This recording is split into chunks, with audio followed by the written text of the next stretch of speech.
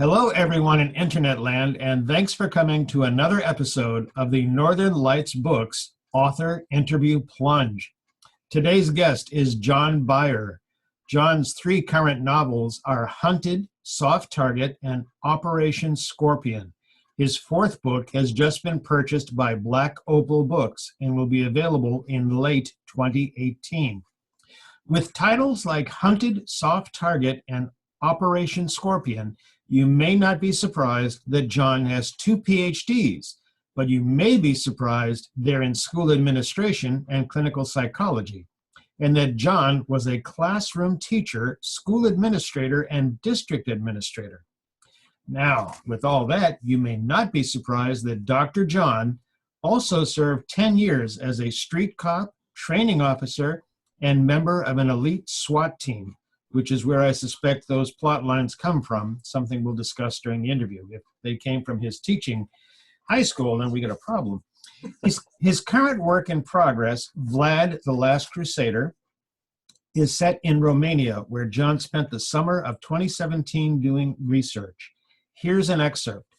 3 times he had taken the throne, and this was to be the last. There would no longer be the guiding hand of heaven leading him, warning him of future doom, but only his thoughts and determination to see him through this last triumph. He was alone. The 200 personal guards meant nothing to an army of 20,000, and all lives would be lost in this last attempt at glory. But it was meant to be. God had declared it. Dr. Beyer currently resides in Southern California, nowhere near Vlad, but he does have his lovely wife and 4 dogs close by. Please welcome Dr. John Beyer. Thank you, Joseph, and thank you for everyone listening in. And boy, after you read that little intro for Vlad, I got to finish it. It actually sounds like I want to read it. I hope so. All right, here are the questions, sir. Are you ready? Yes, sir. Very good. You've written nonfiction in a number of topics. Could you share with us some of those nonfiction topics and how they influence your fiction writing?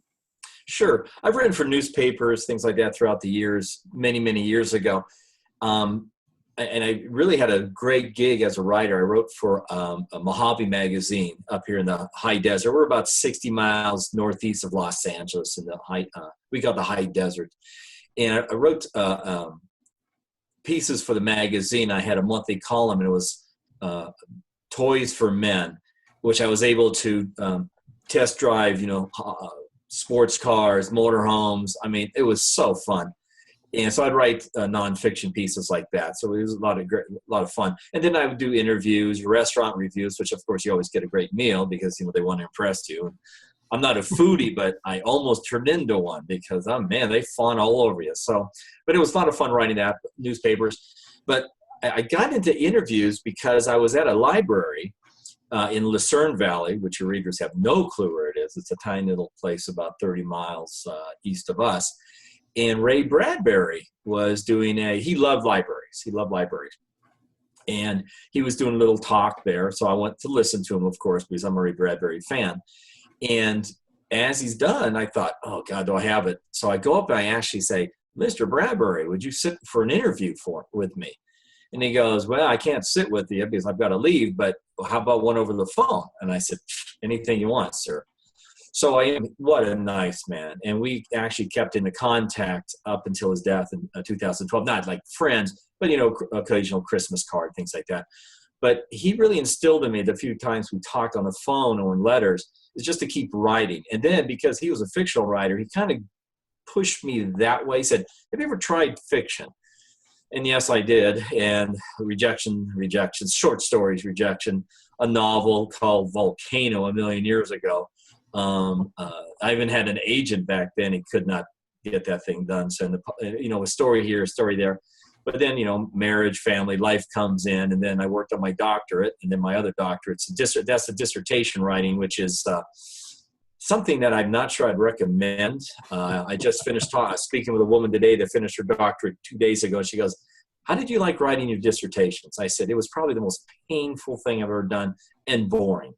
But if you ever need something to put you to sleep, you can look up John R. Beyer, a couple dissertations online, and there you go. You don't need any pills. Just read this stuff. But the nonfiction, I'm doing more fiction, though. Now, my wife and I, my lovely wife, Laureen, and I have a blog, J&L Research and Exploration. So it's all nonfiction, and it's about research, exploration. We talked about Romania. We've been, Ireland, Greece. We travel a lot, so we do a lot of blogs on that. And just topics around our neighborhood and things like that. So just to get people knowing that, you don't have to be this big-time explorer to have fun and to go out and enjoy what's near you. So that's our blog. But that writing is just, I don't know, it's just part of my life. Excellent. Glad it is. Tell us about Hunted, Soft Target, and Operation Scorpion. All right. Hunted was the first novel purchased by Black Opal Books. And Hunted is, as the title depicts, is about a person, a male, being hunted. Now, you would think, oh, he's being hunted. But the storyline is he's a detective, Jonas Peters from Riverside, California, and he's involved in a homicide. He's a homicide detective. And I worked out of Riverside as a police officer.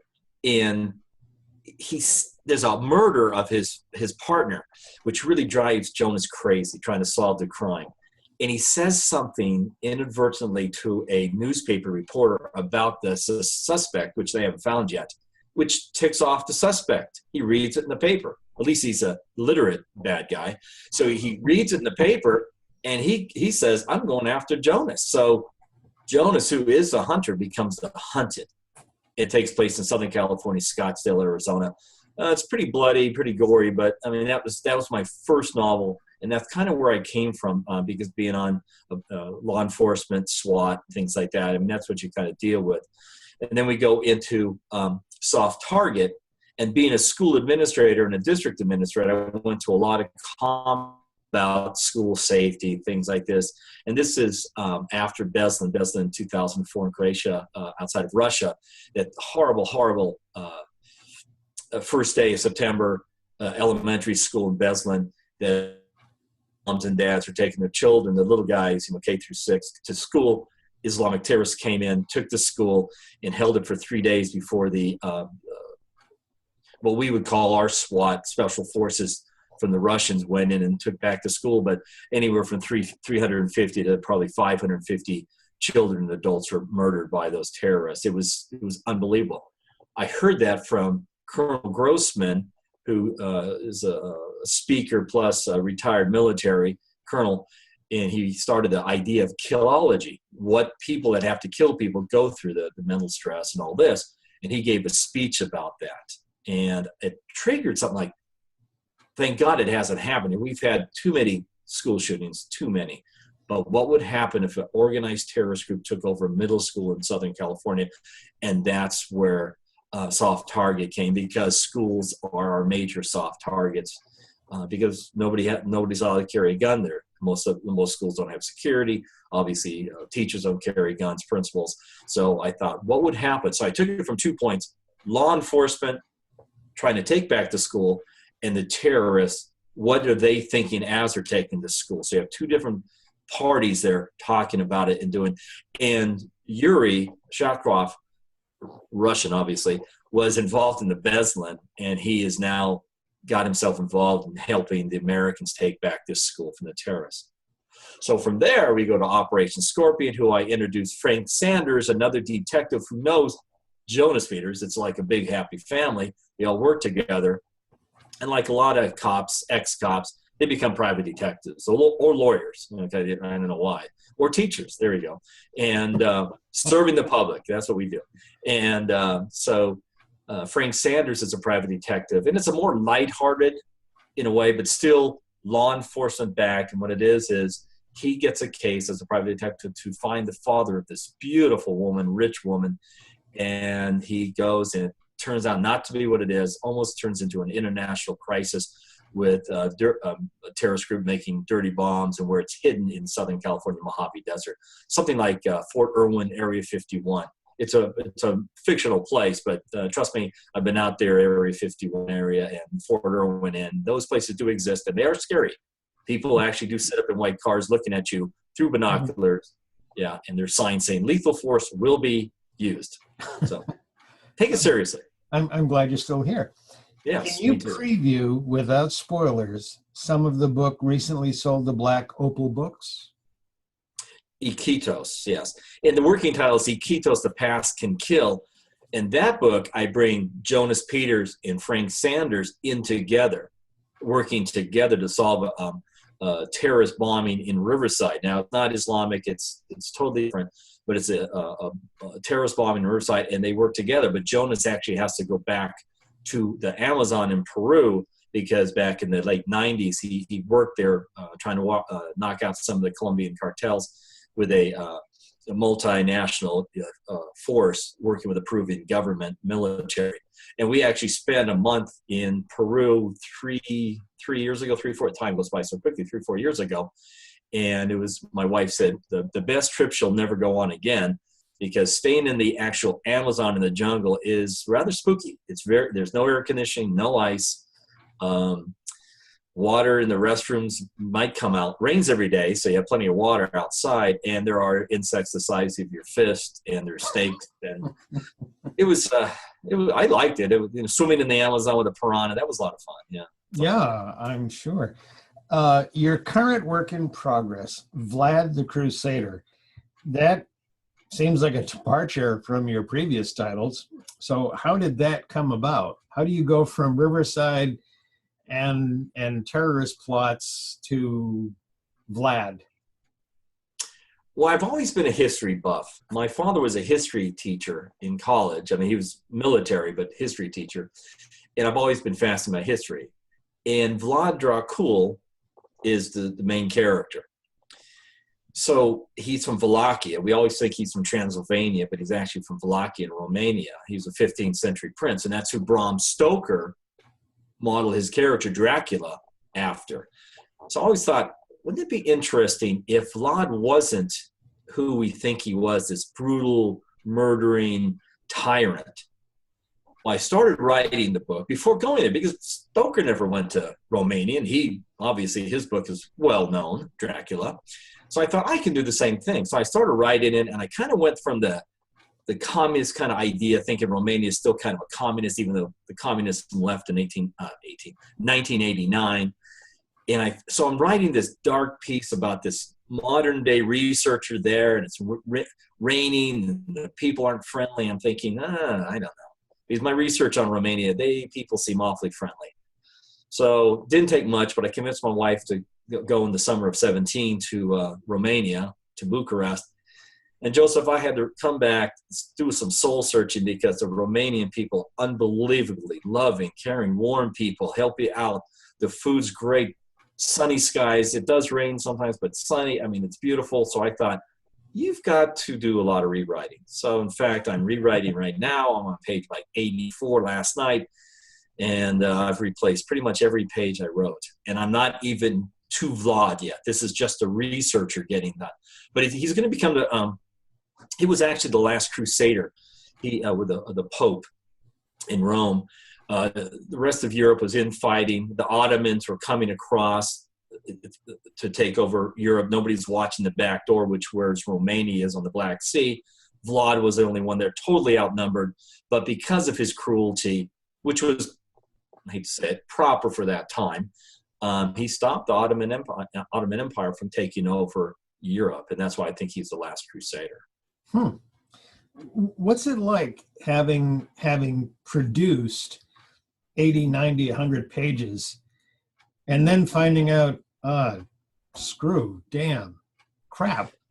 Well, you take a box of tissues like this, and you hold it because you say men don't cry, and then you realize real men do cry.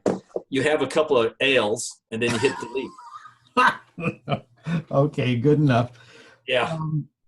So you went to the Amazon on research. Yes. You went to Romania to do research. You also mentioned Ireland and Greece. Yes. Let me know if you have to go into a sewer to do some research. We'll talk about that. But I have to know, because I mean, the places you're talking about are like, oh, this is so horrible. Do you recommend lots of research to other writers? Why not? Or is this just something, is it your excuse to go off and party? Is that what it's really about, John? All right. I'm making a confession right now. That's the only reason. I convinced my wife, honey, I got to do this research and we're going to Paris. Okay, I'm sorry to break it to you.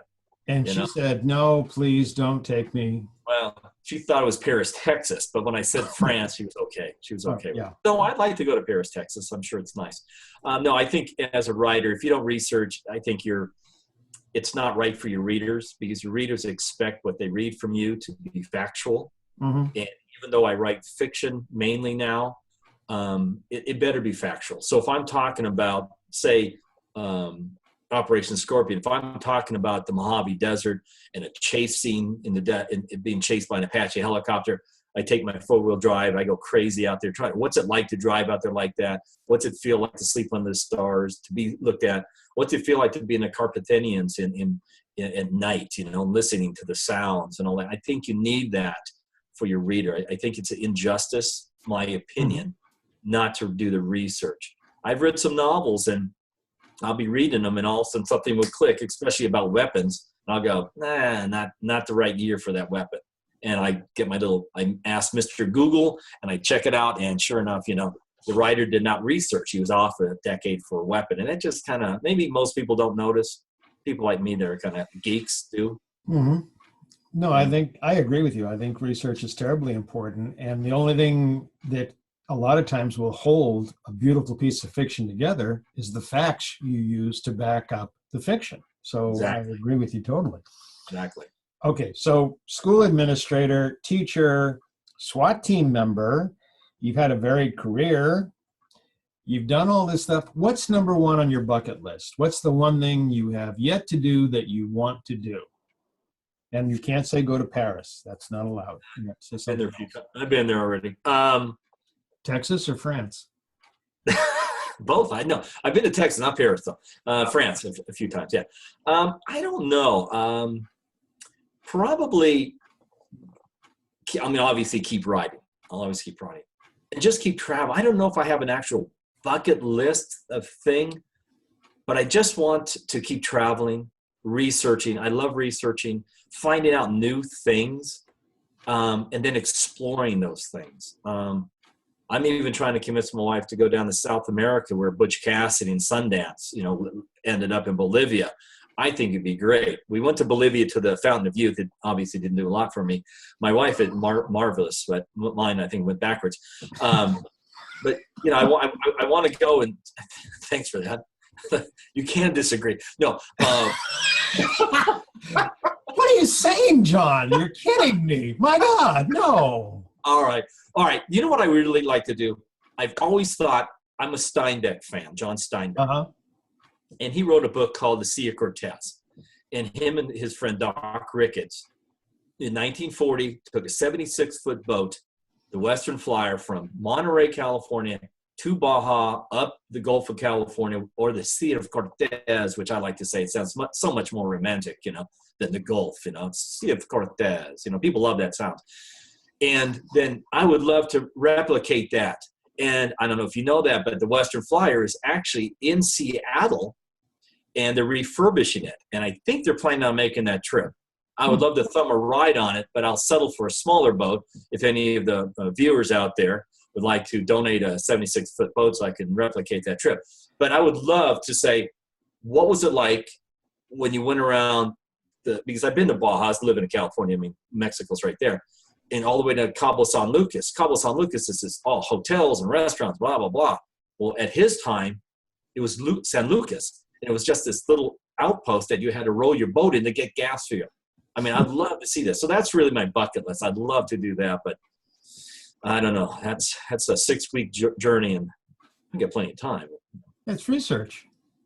That's right. Maybe I could lease a boat, but hey, my ski boat won't do the trip, I don't think. I think Jonas and Frank Sanders or Saunders? Sanders. I think Jonas and Frank Sanders need to be on that boat to discover something. Well, I'll tell you, if they were on the boat, you would never have to worry about anybody bothering you, because Jonas has a real dark side, and he's a very dangerous man. He's a good man, but he's an extremely dangerous man. Okay. Well, then he can stay over there in Seattle. What did you find most useful in learning to write? And what was the least useful or most destructive thing in learning to write? For me, it was just writing, using my imagination, creativity. I've always written. I know nobody will tell anyone, but when I was in school, my English grammar wasn't great, but I knew how to write, and I always read it to myself. And I've always believed if it sounds good, it's probably all the pieces have fallen together. And I always got A's in my English classes. I couldn't tell you what a noun was, or a verb. But I mean, I do know now because I taught English. I know what they are now. I had to learn to teach the students. But I do know what they are. And my wife's English, and she's an editor. But one of the things most of my stuff is character driven, dialogue driven. And one thing I did try, because I heard this writer, and he said at a conference, he writes out everything, chapter 1, chapter 2, and all the steps, this is where my characters are going. It never worked that way. I have an idea. I know where I'm going pretty much. So I'll start with my characters, but my characters often will say, hey, John, we're not going there. And I say, I'm writing, and I made you up. And they said, well, we're not going there anyway. So my characters will drive the novels where they want to go. And people think I'm crazy. They go, you're a fictional writer. Your characters aren't alive. And I always go, you tell them that. I will not say that to my characters because they are alive. And I mean, they're part of my life. They're part of me, Mm-hmm. So that always worked for me. You're making me remember a blog post I wrote called Labor Relations, which was basically about my characters deciding, no, Joseph, no, that's not what's going to happen. No, stop, just right there. And it was not writer's block because I could continue to write, but then I'd go, oh, no, screw that. It was like 800 pages, for VLAD, and I'm like, oh, fuck. Anyway. I know. Yeah, I agree with you. I'm not really one for writer's block, but I mean, you'll end up writing for an hour at night or whatever, and you go, how do we get there? Yeah. And then you look back, oh, Frank told us to go there. Yes. Not John. Right. So you get an idea and you go with it, but your characters lead you or they help you out. Are your stories are not fully formed when you sit down to write them. They just kind of intuition, and this is what's happening here, and you got these two guys whispering in your ears, and okay, we're going to do this. Exactly. But it's kind of like being in law enforcement. You go to a crime scene and you go, I know where this goes, and then all of a sudden you interview this witness and interview this witness, and it's nowhere. It's not the butler. The butler did not do it. It might have been the maid, but I just don't know what to do. I mean, you have like you, Joseph. We have an idea as a writer where we want the novel to go, or short story. I've written some short stories and got 3 published this last year, so where they're going. But it's kind of like a roadmap. You know where you end up, but sometimes you'll stop for coffee, stop for lunch, and you'll get to the same place eventually. So you've made a statement, and I'm very curious. Do you ever interview your characters? In my mind, I suppose I do. I need to know who they are, what they like, what they dislike. Are they humorous? Are they dark? I think, oh, hang on, Frank. Yeah, I'll be right there. Frank Sanders is talking to me. I'll be, let the interview go, Frank. Okay. I'll get right back to you. Go get a beer. Get Jonas out of here. He scares me. He's got a doctorate in psychology, folks. It's okay. Yeah. Yes, you want to come see me for therapy? There you go. Okay, all right. Okay, let's get to be serious here. Yes, of course. John, what do you enjoy about writing, aside from having beers with your characters? What part of writing is no fun at all? Well, nice thing about having beers with my characters, it's very cheap. I just pay with fake money. So that's really kind of nice. I just type in, he pulled out his wallet and dropped a 20 on the counter. I don't have to do it. There you go. What was the question again? What do you enjoy about writing? What part is no fun at all? Being interviewed, he says. That sucks. No, I love just the writing, the concept of writing. Just you're creating worlds, man. I mean, it's fascinating. It really is. And people go, well, don't you get lonely writing? I go, I've never been lonely in my life. Never. I've been alone a lot, traveling and stuff. I've never been lonely. I've got all these people in my head. So writing, just the aspect of coming home and getting behind the keyboard. And you've had this, Joseph, as a writer. You'll come home, you're tired from work or whatever. You go, oh God. And then all of a sudden you start tapping, you're not yapping. And all of a sudden the characters come alive, and all of a sudden the hour is gone. And you're like, I'm not done yet. I'm not done. And you keep going. I don't know how to explain it. It's just fascinating. Yes. To be able to create like that. I've always been envious of musicians. I mean, because, you know, you and I, as you might be a fabulous musician, I don't know. But as a writer, I don't invite friends over and say, hey, come into my study and watch me type. It's so exciting. You know, it's great. And don't talk to me, but watch me. No, yeah. I have friends that are actually professional musicians, and it's fascinating because they whip out a guitar and go, hey, listen, and they play it, and I'm like, I'm jealous. Because everybody's like, oh, yeah. Nobody goes, hey, can you read your novel and we'll applaud later? No. I guess that's, you know, it's until the product is finished and people read it. That's frustrating. Understood.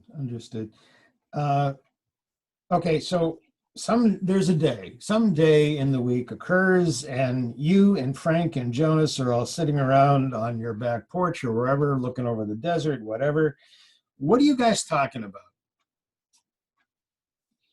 Talking about if we could control the world, it'd be a better place, you know. Jonas has his ideas, you know. And then we talk about, hey, what about that case that went down about 10 years ago? What do you think, you know?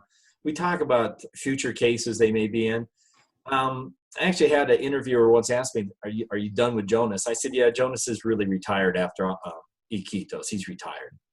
So the next day I'm sitting out front and on a porch looking at the desert. And Jonas reminded me, he says, you know, one of the characters I'm in love with, why don't we get married on our honeymoon in a homicide that goes down in a resort, like a, you know, what do you call those, beaches or something like that, you know? And they know who I am, and they come and ask me to help them out because it's a third world country. I said, you don't want to do that. And he goes, who knows? Start writing and see. So now I think Jonas will come back again. He'll come out of retirement. Okay, excellent. We're looking forward to that. What characters in your books are you least likely to get along with? Zachary Marshall out of Hunted. He's the antagonist. He's just a vile human being. There's no redeeming qualities, except he does have a really dark sense of humor, and he's actually very funny as a psychopathic killer. But he is kind of funny, you know. He's driving, taking a car that he stole, and he's going. This isn't any given away, but he's coming down straight nose dive, you know, 50 feet into a ditch, and he goes, "Oh, this is going to hurt." I mean, he's got that great humor, you know. And but he's a horrible person. He's a psychopathic stand-up. Okay. Yes. I want to be in the audience for that guy. Yeah. You talked about getting on a boat with your favorite author. Who are your favorite authors? What are your influences? Like I said, John Steinbeck, because I thought he wrote from his heart, Grapes of Wrath, all that. I think he knew his characters. He did a lot of research. Plus, I mean, he lived that life. So he knew it. I like Hemingway, short sentences. You know, he said, I don't know if it's true or not, write drunk, edit sober. But somebody that can write like him, he didn't write, I mean, drunk. But he was just this guy that, I mean, he was passionate. I love that kind of writing, that somebody's passionate and they've got a point, but they're not beating you over the head with it. But their characters are telling you the point about life. And that life isn't just. It's not a just life. It's just life, you know. Just like the justice system is just a system, really. I mean, once you really delve into it. But those are some of my great. I mean, obviously Ray Bradbury of 451. I mean, I knew the man. I'm very honored to have known him, and excuse me, and have cards from him. And some of our. I mean, sounds kind of like a fan, but a couple of his letters I have framed in my study just as you know, inspiration. They go, "You knew him?" I said, well, "Yeah." And a funny story is, my mother, who has passed away. But she was at my house years ago, and the phone rang. My wife and I were in the living room, and she goes, "You want me to get it?" I said, "Yeah, Mom, go ahead and get it." And she comes up, and she's holding the phone to her. It's Ray Bradbury. I said, "Oh, okay, thanks. Hey, Ray." And she's like, "He knows Ray Bradbury." So my wife said, we told you he did, but you know. He's really somebody. He knows Ray Bradbury. This is just my son. Yeah, really, you know. And then she walks outside, it's my boy, and they're talking. Yeah, of course. Told us her bridge club, yeah, that's my boy. Really. Him and Ray, you know, he's going to do the sequel to 450. Going to call it 452. It's a great book. But I don't know much about math, so that's as far as I can go. There you go. Okay, so you have these hunted soft target Operation Scorpion. You're doing VLAD. What are you going to be doing in 5 years? Because you mentioned Jonas and the love of his life are on a beach solving a murder. So what's happening in 5 years with your books and you? Well, so VLAD, and then Jonas will probably come back, and I'll have to do something with Frank. Frank is a funny guy. Not as dangerous. I mean, these are ex-cops, not as dangerous as Jonas. Jonas has really dark stuff inside, but he's a good man. Frank is just a friendly guy. So I'm sure they'll come back again. I enjoy writing them, enjoy the characters. My readers enjoy them. I have one lady that writes to me, when is Jonas coming back? And I'm like, hopefully by the end of 18, he'll be back, you know, and then you're going to have to take a hiatus on him for a little while because I got to get VLAD out there. But this is my first chance at historical fiction, and it's pretty enjoyable.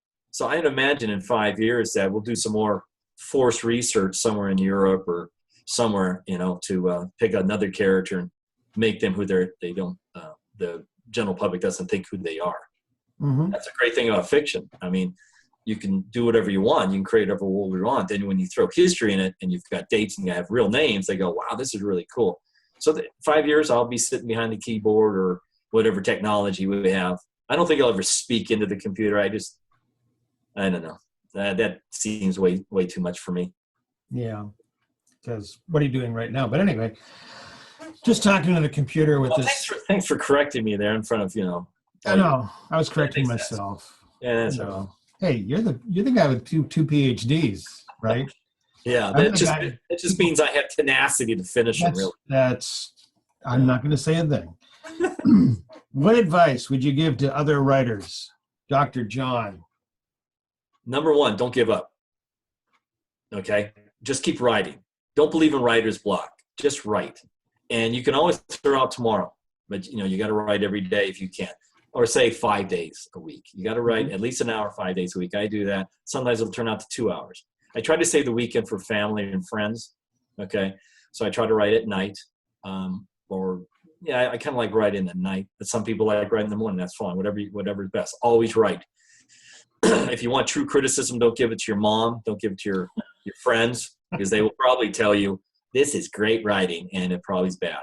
Mm-hmm. Always read your stuff out loud to yourself when nobody's around, and if it sounds good, it probably is good. If it sounds bad, don't be afraid to throw it away. Okay? Be truthful to yourself, and when you get rejected, it's all right. I mean, Hunted was rejected, 20, 30 times, and, you know, it's just that one more shot. You know, Black Opal was the new publisher. They looked at it, said, you know, if you make some changes, I made some changes, and they bought it. So, you know, don't ever give up. Just keep writing. Don't give up. Take criticism. Don't tell yourself you're the greatest writer, because you're not. There's somebody right next door, you know, and they'll just like athletes, you know, there's always somebody waiting to take your shot on the field. So just be honest with yourself. Excellent advice. This has been, as always, very entertaining. I got one more question for you. Oh boy. Before I let you go. What question do you wish that someone would ask about you or your books, but nobody has?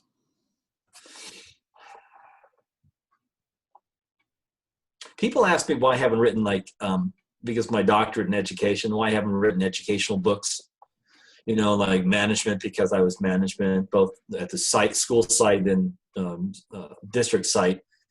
And they've asked that. And one, it doesn't seem like real exciting writing, but I am actually toying with the idea. And there's a program called peer counseling, which is for students to help other students. And I'm actually 5 chapters into it. I didn't want to say that, but that's one of the questions I really don't want them to ask me, but they always do. So now I feel kind of obligated. I should probably write something about management, because public education is a different animal. You know, it's great for most people, but it's one of those questions that, you know, when they ask me, because I'm kind of embarrassed about it. You know, oh, you write fiction? Oh, yeah. But you have the doctorate in education. You know, you've been there. Why don't you write anything? How do you know those guys do? I'm like, I don't know. I like to kill people in my novels. You know, I like to kill people. You can't do that in education. You know, if you have a principal that's not behaving, you can't, you know, impale them. You can't shoot them. You know, you have to. In your mind, you could. Well, I've done that in my mind, but, you know, the law frowns on you actually taking action on it. But you can introduce them to Zachary Marshall, just as an actor. There you go. They could be best friends for, you know, 10 seconds. 10 seconds before he makes a joke out of it. Dr. John, thank you so much for taking the time to talk with me. This has been a lot of fun. I really appreciate this. Well, Joseph, I really appreciate you sticking in there with me as I nod my head, and, you know, and I know it's late wherever you are. In Antarctica or somewhere like that? Yeah, I'm in a very cold place, quite literally right now, yes. Yeah, well, write a good dark novel. You're right there. I will. It's a clear sky, bright, beautiful moon, and freezing cold. Thank you, sir. Thank you, sir. And thank you, everyone, for listening. Take care. Bye-bye. All right.